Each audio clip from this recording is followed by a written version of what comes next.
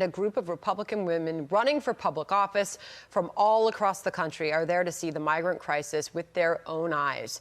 Their visit happening at the same time the White House is claiming that migrants are not just walking into this country. This is an open border that needs to be shut down.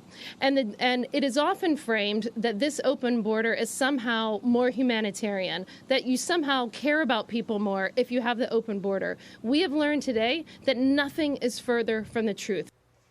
That was former State Department spokesperson Morgan Ortagus. She organized this border trip for the candidates, and she joins us now from McAllen, Texas. Morgan, we'll get into the why of your visit with the candidates down there. But first of all, we just want to highlight that yesterday, our Peter Ducey had to go around with Karine Jean-Pierre on the double standard that the administration seems to have in people entering the United States. This is going to take a moment, but it's worth watching. Listen here. How come migrants are allowed to come into this country unvaccinated, but world-class tennis players are not? Somebody walks into Texas or Arizona unvaccinated, they're allowed to stay.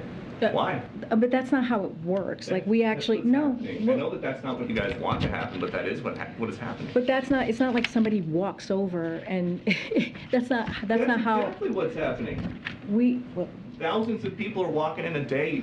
Some of them turn themselves over. Some of them are caught. Tens of thousands a week are not. That is what is happening.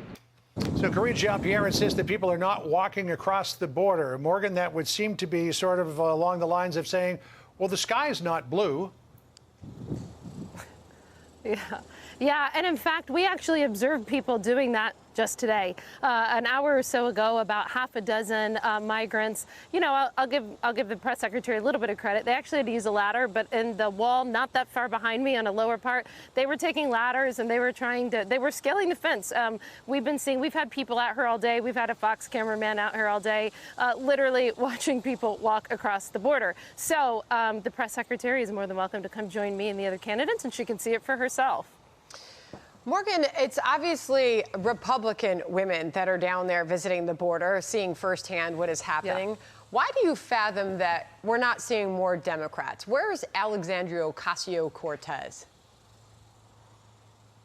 Well, I think they're ashamed and they're embarrassed of what's happening at this border. You know, we're here at the Rio Grande, and we heard stories of the bodies that are piled up. They're fishing bodies out of the Rio Grande every single day. You're talking about children that are also, I mean, as young as 3 years old, just recently being fished out of the Rio Grande. And what we're really seeing here, this is why I have organized so many Republican women candidates coming here, is you are seeing a war on Latina women from the Biden administration due to their open border policies. These women think that they're going through smugglers and cartels for a better life, but they're being raped often multiple times.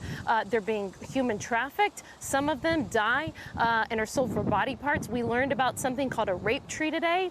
That is a tree with women's undergarments where the rapists put it there to brag about what they're doing. This is heavy and horrific stuff, but it is a war on Latina women from the Biden administration, and Republican women are here at the border to shine a light on it and put a stop to it.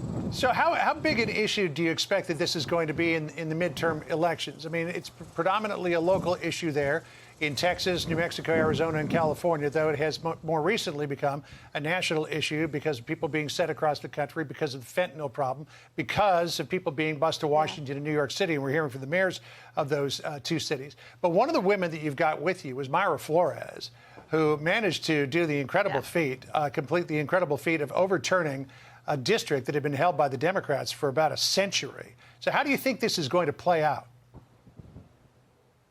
Well, I think it's the #1 national security issue. I've spent my career in foreign policy and in national security in the intelligence community. What we're seeing is a dramatic uptick in apprehensions of people that are on the FBI terror watch list. This is just the people that we catch. We are seeing the #1 killer of young people in our country, fentanyl deaths, happening because the fentanyl comes from China and the cartels smuggle it over the border. By the way, they're set to, some estimates show that they're going to make $13 billion. That's 13 with a B this year. And so whenever you have the #1 killer of young people in this country as a direct result from what's happening at this border, and whenever you see just the plight of the women and the migrants and the human rights atrocities, the worst human rights atrocities in the Western Hemisphere, or probably what's happening on our southern border and in Venezuela right now.